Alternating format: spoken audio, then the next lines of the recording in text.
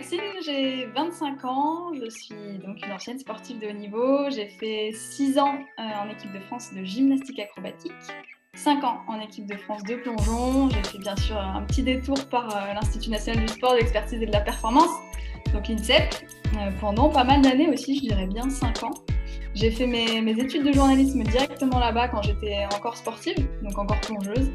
Et puis ça fait maintenant 4 ans que je suis journaliste sportive et 2 ans que je bosse pour le média Sport en France. Compliqué de se rappeler de son parcours, mais j'ai fait championne de France, que ce soit à 3 mètres et à 1 mètre, donc j'étais une plongeuse plutôt de tremplin, comme on dit. J'ai fait aussi un petit peu de plateforme, mais on va dire que je suis vite redescendue à 3 mètres parce que j'avais un peu peur. Mais ouais, multiple championne de France, j'ai fait les championnats d'Europe, je pourrais même plus vous dire combien j'ai fini, junior, senior. Et puis j'ai aussi fait les championnats du monde en 2010 à Barcelone, ça c'était un super souvenir, à 1 mètre.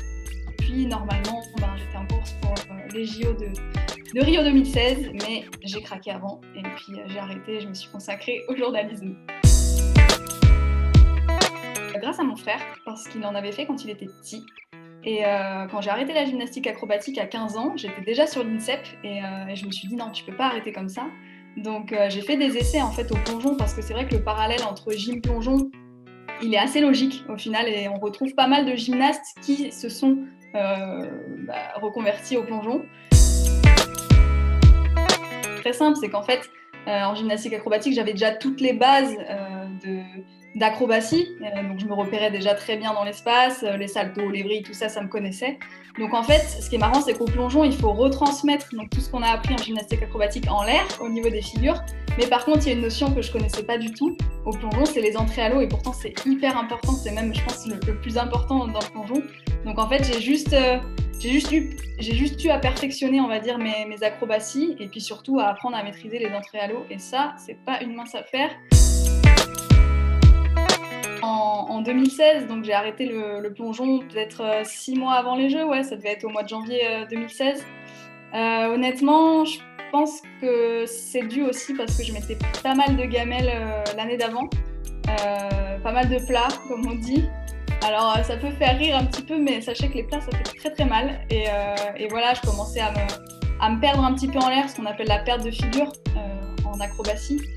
Donc voilà, c'était une année compliquée en fait pour moi 2015 et en fait je pensais que j'allais pouvoir repartir à fond pour les Jeux et me préparer comme une malade quoi, comme il faudrait faire et au final non ça allait pas. À un moment donné c'est peut-être qu'il est temps de passer à autre chose. Alors certes ça m'a fait un petit peu de mal d'arrêter avant les Jeux parce que c'est quand même l'objectif ultime d'une carrière de sportive.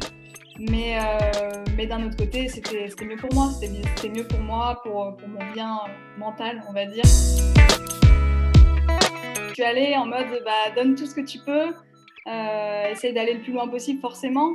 Et puis surtout, n'aie aucun regret. Et honnêtement, quand on va sur une aventure comme Koh Lanta, il faut en profiter de fou parce que c'est incroyable. Et en plus de ça, c'était en Polynésie, donc c'était fou quoi. Carrément aidé dans mon aventure forcément parce que quand on fait du sport on est habitué à se surpasser que ce soit physiquement ou mentalement donc à Koh Lanta c'est pile ce qu'on demande hein. Franchement on est en plein dedans donc ça m'a servi là-dessus on va dire que j'avais déjà vécu quelques petites galères avec le sport et puis que j'ai retrouvé à Koh Lanta. Après il y a d'autres notions que je connaissais pas du tout qui sont les notions de survie, le fait d'avoir faim, d'avoir froid, tout ça, c'est pas des choses que j'avais l'habitude en compétition ou dans ma carrière sportive. Ça, c'est une trop bonne question, franchement.